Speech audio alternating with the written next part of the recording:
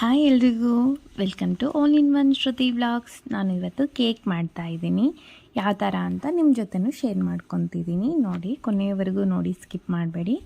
First 1/4 ಕಪ್ಪಷ್ಟು oil ತೊಗೊಂಡಿದ್ದೀನಿ.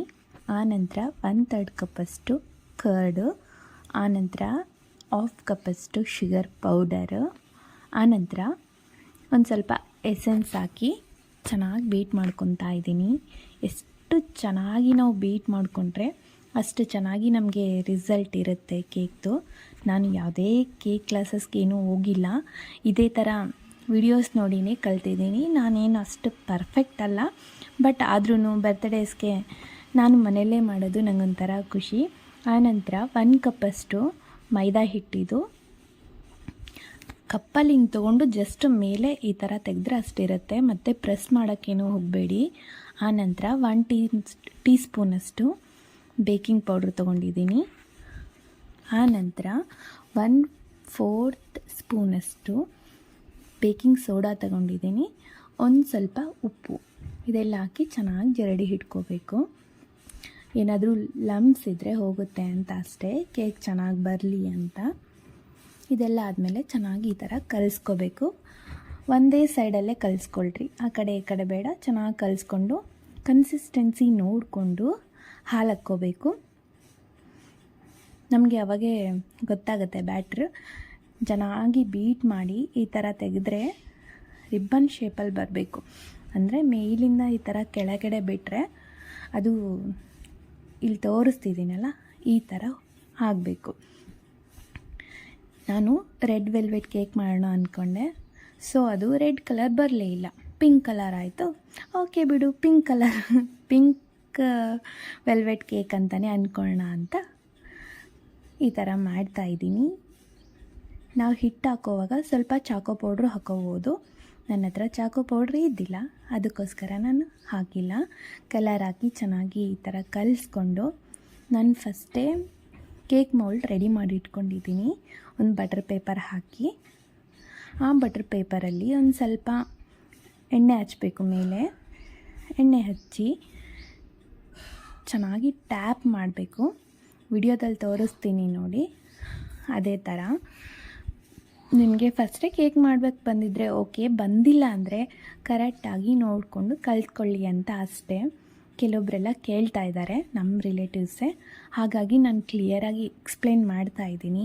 ನಿಮಗೇನಾದರೂ ಈ ವಿಡಿಯೋ ಇಷ್ಟ ಆಯಿತಾ, ಲೈಕ್ ಮಾಡಿ, ಹಾಗೆ ಶೇರ್ ಮಾಡಿ ನಿಮ್ಮ ಫ್ರೆಂಡ್ಸ್ ಜೊತೆ.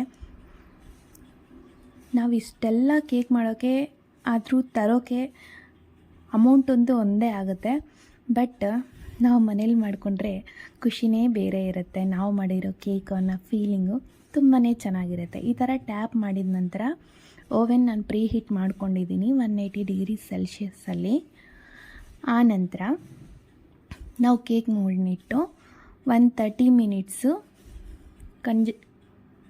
ಕಂಜಕ್ಷನ್ ಮೋಡ್ ಅಂತ ಏನೋ ಇರುತ್ತೆ, CONV ಅಂತ ಇರುತ್ತೆ. ಆ ಮೋಡಲ್ಲಿ 30 ಮಿನಿಟ್ಸ್ ಬೇಕ್ ಮಾಡ್ಕೊಂಡ್ರೆ ನಮಗೆ ಬ್ಯೂಟಿಫುಲ್ಲಾಗಿ ಕೇಕ್ ರೆಡಿಯಾಗಿರುತ್ತೆ.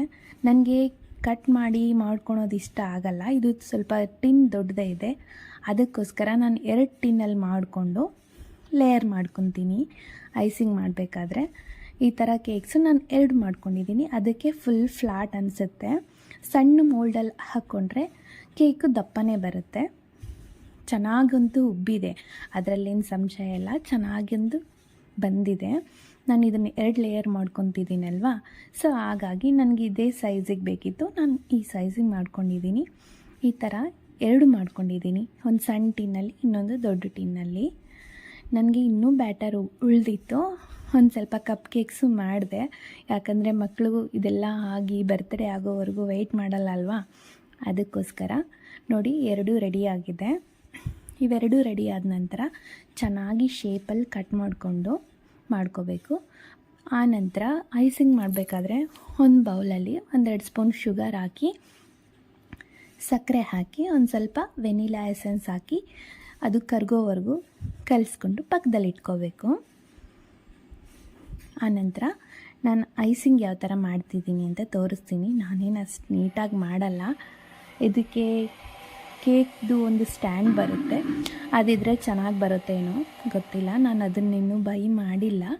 ಈ ಥರ ಕಟ್ ಮಾಡಿಕೊಂಡು ಎಡ್ಜಸ್ ಎಲ್ಲ ತೆಗೆದುಬಿಟ್ಟೆ ನಾನು. ಎಡ್ಜಸ್ ಇದ್ದರೆ ಕೇಕು ಅಷ್ಟು ಸಾಫ್ಟ್ ಅನಿಸಲ್ಲ. ಆ ಎಡ್ಜೆಲ್ಲ ತೆಗೆದ್ರೆ ಚೆನ್ನಾಗಿರುತ್ತೆ ಅಂತ ನನ್ನ ಫೀಲಿಂಗು. ಚಿಕ್ಕದಾದ್ರೂ ಕೇಕು ನಮಗೆ ಟೇಸ್ಟಿಯಾಗಿರುತ್ತೆ. ನಾವು ಮನೇಲಿರೋದು 6 ಜನ, ನಮಗೇನು ದೊಡ್ಡ ಕೇಕೇನು ಬೇಡ. ಐಸಿಂಗ್ ಮಾಡಬೇಕಾದ್ರೆ ಆ ಗ್ಲಾಸ್ ಬೌಲ್ನ ನಾನು ಚಿಲ್ ಮಾಡ್ಕೊಂಡಿದ್ದೀನಿ, ಅಂದರೆ ಅದನ್ನು ಫ್ರೀಝರಲ್ಲಿ ಇಟ್ಕೊಂಡು ಅದೆಲ್ಲ ಕೂಲ್ ಮಾಡ್ಕೊಂಡಿದ್ದೀನಿ. ಈ ಥರ ನಮಗೆ ಕ್ರೀಮ್ ಸಿಗುತ್ತೆ ಹೊರಗಡೆ ಕೇಕ್ ಮಾಡಬೇಕಂದ್ರೆ. ಆ ಥರ ಕ್ರೀಮ್ ತಂದು ಒಂದು ಸ್ವಲ್ಪ ಕ್ವಾಂಟಿಟಿ ಎಷ್ಟು ಬೇಕು ಅಷ್ಟು ನೋಡಿಕೊಂಡು ಒಂದು ಸ್ವಲ್ಪ ಹಾಕಿ ಈ ಥರ ಬೀಟ್ ಮಾಡ್ಕೋಬೇಕು. ನಾನು ಯಾವಾಗ ಮಾಡಿದರೂ ಆ ಕ್ರೀಮ್ ಮಿಗ್ಲುತ್ತೆ ನನಗೆ. ನಾನು ಮೆಜರ್ಮೆಂಟು ಜಾಸ್ತಿನೇ ತೊಗೊತಿದ್ದೀನಿ ಏನೋ ಗೊತ್ತಿಲ್ಲ. ಈ ಥರ ಚೆನ್ನಾಗಿ ಬೀಟ್ ಮಾಡ್ಕೋಬೇಕು. ಎಷ್ಟು ಚೆನ್ನಾಗಿ ಬೀಟ್ ಮಾಡ್ಕೊತೀವಿ ಅಂದರೆ ಆ ಬೌಲ್ನ ಉಲ್ಟಾ ಮಾಡಿದ್ರೂ ಆ ಕ್ರೀಮ್ ಏನು ಬೀಳಬಾರ್ದು ಕೆಳಗಡೆ. ಆ ಥರ ಬೀಟ್ ಮಾಡ್ಕೊಂಡ ನಂತರ ನಾವು ಕೇಕ್ ಡೆಕೋರೇಷನ್ ಮಾಡ್ಕೋಬೋದು. ಫಸ್ಟ್ ಒಂದು ಪ್ಲೇಟ್ಗೆ ಈ ಥರ ಕೆಳಗೆ ಅಪ್ಲೈ ಮಾಡಬೇಕು. ಅಪ್ಲೈ ಮಾಡೋದ್ರಿಂದ ಕೇಕ್ ಅಲ್ಲಾಡಲ್ಲ, ನಮಗೆ ಚೆನ್ನಾಗಿರುತ್ತೆ. ಆನಂತರ ನಾವೇನು ಶುಗರ್ ಸಿರಪ್ ರೆಡಿ ಮಾಡಿ ಇಟ್ಕೊಂಡಿದ್ದೀವಲ್ಲ ಅದೂ ಸ್ವಲ್ಪ ಸ್ವಲ್ಪ ಈ ಥರ ಎಲ್ಲ ಆ್ಯಡ್ ಮಾಡಬೇಕದ್ರಲ್ಲಿ. ಅದು ಹೀರ್ಕೊಳುತ್ತೆ, ಚೆನ್ನಾಗಿರುತ್ತೆ. ಹಾಗಾಗಿ ನಾನು ಫಸ್ಟ್ ಕೇಕ್ ಬೇಸ್ಗೆ ಶುಗರ್ ಕಡಿಮೆನೇ ಹಾಕಿದ್ದೀನಿ. ನೀವು ಐಸಿಂಗ್ ಮಾಡ್ದಿರ ಅದೇ ಥರ ತಿಂತೀರಿ ಅಂದರೆ ಒಂದು ಸ್ವಲ್ಪ ಶುಗರ್ ಜಾಸ್ತಿ ಹಾಕ್ಕೋಬೇಕು ಆ ಸ್ಟೇಜಲ್ಲಿ. ನಾನು ಈ ಥರ ಐಸಿಂಗ್ ಮಾಡ್ಕೊತಾ ಇದ್ದೀನಿ. ಹೇಳಿದ್ನಲ್ಲ, ನಾನೇನಷ್ಟು ಪರ್ಫೆಕ್ಟ್ ಅಲ್ಲ. ನನ್ನ ಮಟ್ಟಿಗೆ ನನಗೆ ಒಂಥರ ಖುಷಿ. ಮನೆಯಲ್ಲಿ ನನ್ನ ಮಕ್ಕಳಿಗೂ ಕೇಕ್ ಅಂದರೆ ಭಾಳನೇ ಇಷ್ಟ. ಅವ್ರು ಎಂಜಾಯ್ ಮಾಡ್ತಾರೆ. ಹೊರಗಿನ ಕೇಕ್ ತಂದರೆ ಅಷ್ಟು ಇಷ್ಟಪಟ್ಟು ತಿನ್ನಲ್ಲ.